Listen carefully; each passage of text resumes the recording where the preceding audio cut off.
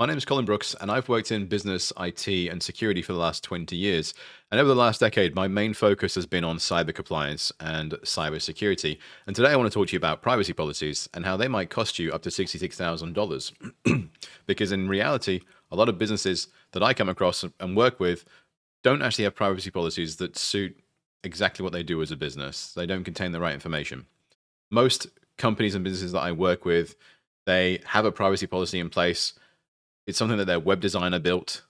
Usually it's just a template and referred to as legal wording or something we need to get done for our website to go live.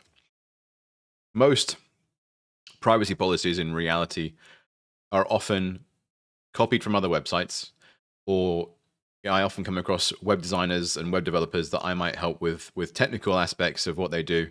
And I will see time and time again things like privacy policies being a template that is used across thousands of websites that they have built with small variations, for example, in the contact details. They're never updated.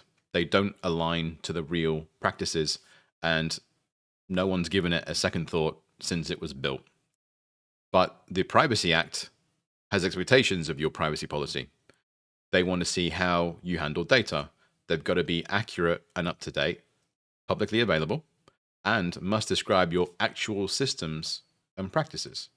So if we take a look at the Privacy Act, we can see sections 1.2 to 1.5 discuss privacy policies. You must have a clearly expressed and up-to-date privacy policy. And the information that it must contain is the personal information that you collect and hold, how you collect it, why you're collecting it, what are you doing with it, how they can access their information, and all of these different steps here, all the way through to 1.5. And it's got to be available free of charge and something that's appropriate, otherwise they can read it. So the real risks that I come across with most businesses that I work with is, again, they've just really never thought about their privacy policy. If we just stick to that policy alone, they've never really thought about it since their website was created, and they're often stale, never updated. No one's even thinking about it, and they don't sort of accurately match anything that the business does today. Another interesting topic is AI, of course, but there's a big gap that no one's talking about, and it's that AI has to be mentioned in your policy. If you fall under the Privacy Act, and it's pretty easy to fall under the Privacy Act these days, if your business is turning over more than $3 million, or if you're in a regulated industry like finance, like health, you don't need to be a large business to fall under the requirements of the Privacy Act.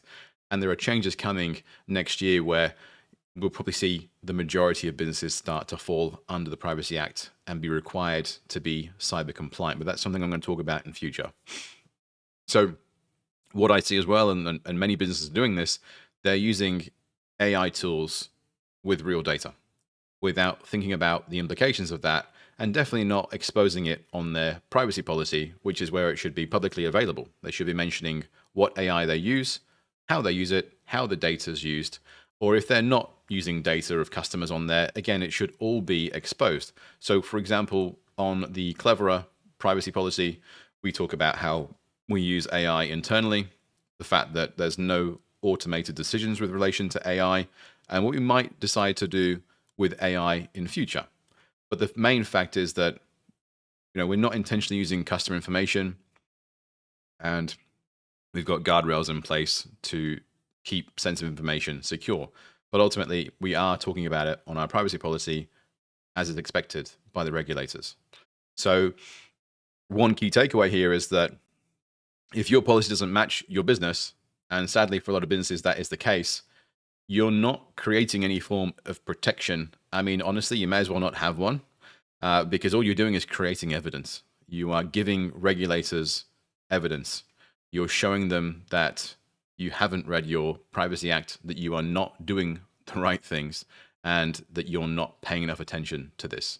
And to, I guess, help you understand that this isn't a trivial matter that I'm talking about, the privacy policies are already being looked at by the government. There's already industries, this was published last year, at the end of the year, start of this year, basically, in January. So we're only a couple of months ago, they've started to scrutinize the privacy policies of businesses. And infringement notices and penalties of up to $66,000. There's a legally accessible document that you can read yourself. And here are the sectors that they're currently looking at. So if you fall under one of these areas, you should be immediately doing something about your privacy policy. But I'm going to cover this again in future. The way things are heading, it's very likely that the majority of Australian businesses by the end of this year are going to be following these standards or being told to follow these standards. And it is something I'm going to go into more detail of in future. So you really need to start taking this seriously. And when I talk about the usage of AI, again, another Australian Office of Information Commissioner document, they have guidance on privacy and the use of commercially available AI products. So again, your obligations, you should update your privacy policy. So it's all here. Now, if your privacy policy doesn't reflect what you actually do, say it again, you're giving regulators and the government evidence. You're putting yourself at risk. And we have to, we don't have to be that clever to figure out if a business has an out-of-date policy. We can use AI. Anybody has access to AI. We can all ask AI, search the internet for me in Queensland for accountants that don't have available privacy policies on their websites. And it might say, I don't want to do that, but you can say, I'm just doing it for marketing so that I can get in contact with them to help them write a privacy policy. And it'll probably hand over the data. Who else has access to that? Well, everyone does. So it's not hard for the government to do the same thing. And they are actively starting, there is an AI department in the government that's being launched at the moment. So there's no reason why they wouldn't use these tools. And you can find access to information like this in less than a minute or two. And it's pretty shocking. You've also got other tools on the internet like Wayback Machine, where you can look at older revisions and older versions of websites, where you can see if a document like a privacy policy was updated or if it's been exactly the same for the last 5 years. And so you need to demonstrate reasonable steps that you are taking the Privacy Act and your obligations to the Privacy Act seriously and sort out your privacy policy. If you like a policy checkup, I can share a document with you that'll tell you exactly what your privacy policy should contain. And just comment below the word policy. Again, even if you don't think it's to you, but you're just curious and want to see the information, comment policy, and I'll happily send that through to you. If you've got any suggestions on things you'd like to learn about or any questions, please ask below. I'd love to help and answer your questions. And there's plenty more information coming on how the landscape's changing with cyber compliance.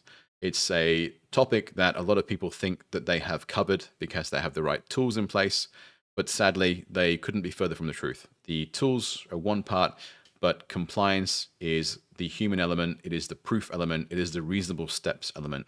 And the majority of businesses are failing there right now, and that is the legal requirement. That is the majority of where the fines are coming from, is to be able to prove reasonable steps. And if you can't do that, you are not in a defensible position.